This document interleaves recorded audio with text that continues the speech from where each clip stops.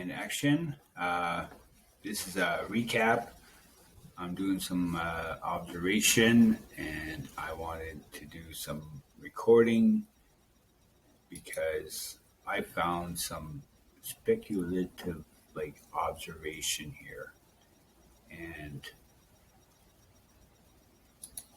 I took some pictures. This is the BTC latest high price. This the predicted high. Okay, so the blue is the BrainJS on Leaky Relu, and here he predicts, and he snaps it like it's very close. The orange line is the predicted moving of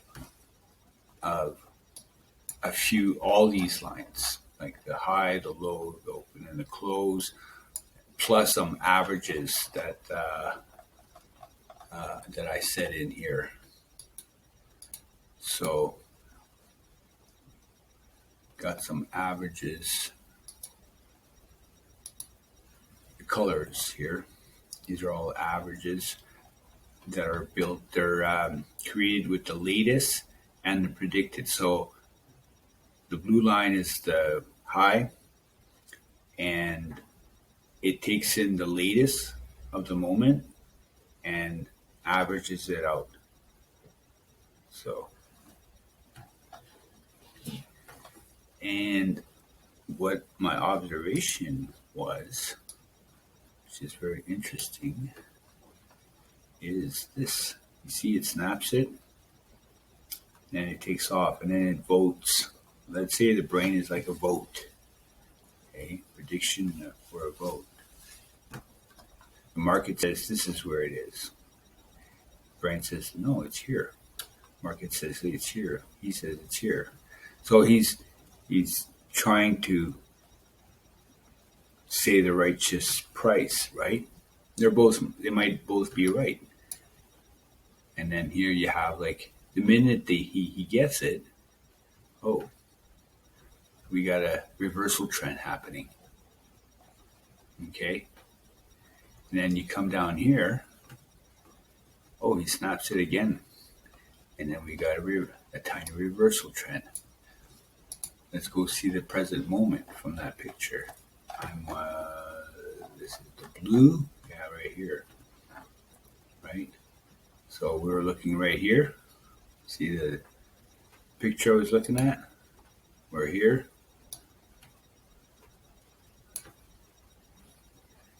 And this is the rest of it here. And again, he gets close to it, but not like here and not like here. And bang, up here, look at that, eh? He gets it, and we got a possible trend down. But again, it's hard to tell. I'm still testing these things. Oh, look at that. Let's change. See, he hit it. And he decided to cross through. So, hey, I'm recording. I'm checking out when the brain gets it right or when he gets it wrong.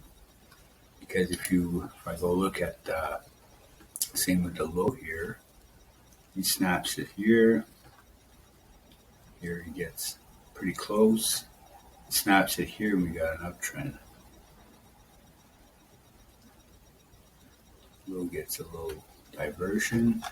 We can go check out the open. The green, I just added this latest average, close, and the predicted.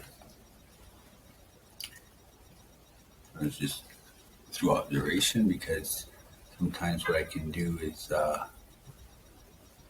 let's say, take this out and take this one out. See what's happening. It's the predicted open and average of latest close. So there's an influence of latest data in the green.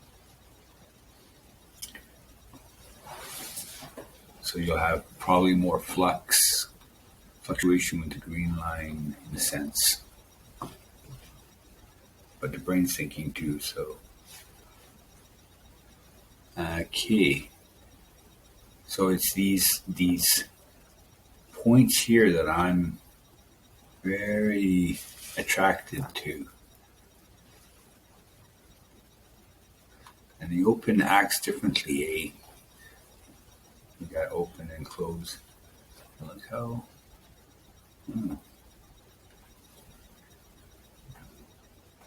I guess maybe we should take a look at when the price actually crosses down through. So I wouldn't be able to create a trigger with this piece of data, but more like after this happens, I look at this piece of data, and that's only like where I could protect my value would be like here, because here would be like if I did that, I pull out here and look what it does, and if I waited, it's still the blue line. The high is still the supportive. It's like the market. The brain says I'm here, and I know I'm right. Let's say the brain says I know I'm right. It's here, and the market says, well, look, I'm here. Well, that's because the market is better, right?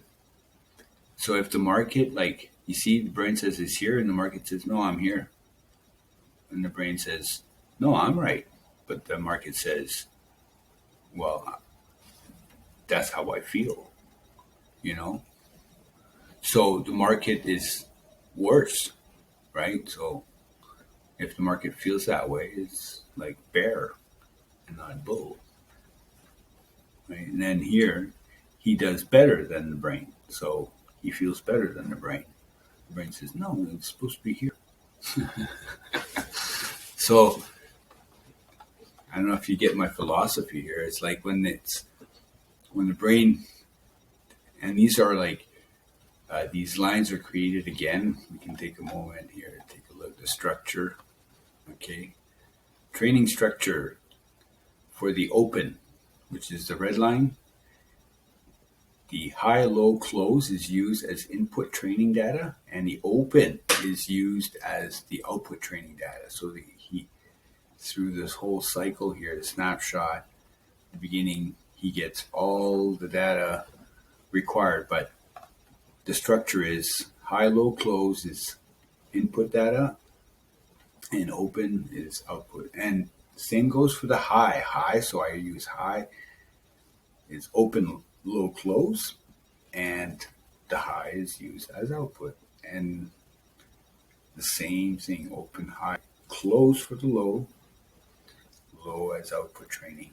Close is open, high, low, used in input training, and close is used as output training data. So it's pretty, there's a simplicity to it, but it's pretty like, because I like to do things so it turns out to be deterministic. Code has to be deterministic in a sense. Like I'm not building a conscience. I'm creating a universal function more than a conscience here. It's not an AI. Is more for me in this environment. It's more like a function. You can call it a magic box at the end, but it's Legos. There's a math to it. A recipe with a neural network. And so, yeah, I wanted to do a recap. And I'm cleaning my charts here. So I'm not optimizing, like we say. And so with a lot of lines, sometimes, like I check which lines should be there. You could see certain, I don't know,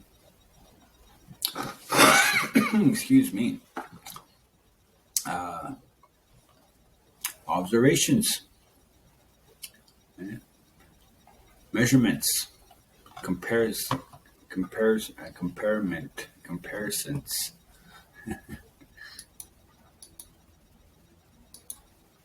Add below. Take out the green.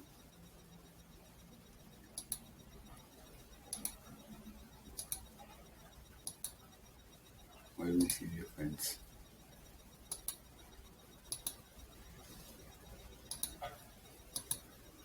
Did someone see something? I don't know. Anyways, yeah. So there's this kind of phenomenon happen. A reoccurring event is these snapshots, these snapping, these pinching of price, where the prediction of the brain actually comes together with the actual price. So here he's got a very distinctive, and it only happens after a certain time. Like it doesn't happen like somewhat randomly. It just seems to, like right here, just seems like these points are points of support, or are they points of weakness? Because here you got a point of, here it's a point of support, here's point of support, and here would be a point of weakness. So we have to I have to make I have to ask more questions, and maybe add, I would say add more, even more, another brain is coming to ask another question with these lines. It'll come. I have some ideas that I want to do. But anyways, so here we got another point where they meet. And they meet here. And if we go look at the core line, it's very really close to the core line here. Close. How about this one? This one's pretty close. This one's very close. And this one's a bit more distance. Okay. But this one has a bit more distance. But the yellows, just seems to be a bit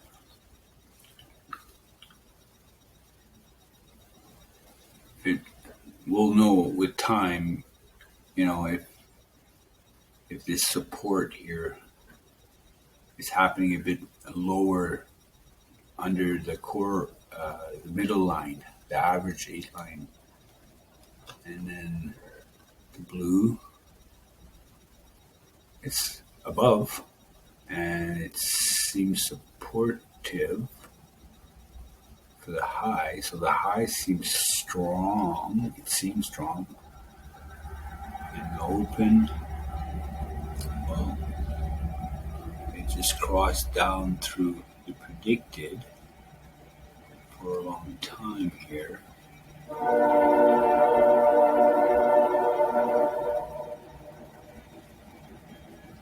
And now it's back up. So,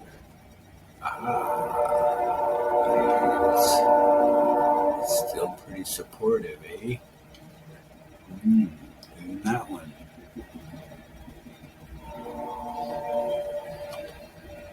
But the formation is different. So, and it's like a bit of a quicksand. I would like it to see more like a bounce, like this one here, it's right on the core line of all the averages of all the speculation of the brain here,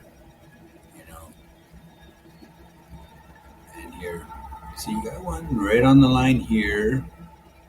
It looks tagging it, I like things when it gets tagged, clipped or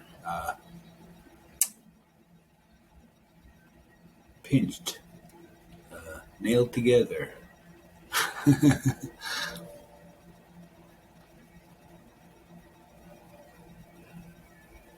Yeah. So, okay, I'm going to stop that there. And Yeah, I came back. I'm working on Google, working on Edge. Okay, this one here, yeah, it's the same. I started this one on when I started the. It's been 8 minutes. It's been more than 8 minutes. Seems short. But anyways, oh, maybe the timer here stopped while I was on the edge. I don't know. Again, this is the. I'm gonna just go fly through it. Yeah, you see, it's pinched here. It's pinched here, and the blue line. Obviously, high is easier for the high to be above this line, and it's harder for the low to be above this line, right? So basically, when this is above this, the low is above the core. It's healthy. You know, we can say the market is healthy. It's above, and this one here, again, it should always be healthy. You know, above the line. The open and the close should always be very near the line. Like, look, this is the open, and it's pretty healthy. It's going up, eh? So, and with time, I'll be able to measure a lot more things. You know, strength, like minutely, like because it's interesting for me to have like the value of these measurements between this and here, and here and here, and here and here. It's like a code. You can give that to the brain. You'll figure, you know, if you ever hear that commercial, if you're not going to eat it, give it to Mikey. He'll eat it. Well, here it's like, if you're not going to eat it, let's give it to BrainJS. Right, okay, that's my humor. I could do better. I could do better. But for next time, see you guys on the flip side. This was a recap. It's all for fun and joy. Ciao, ciao, everybody.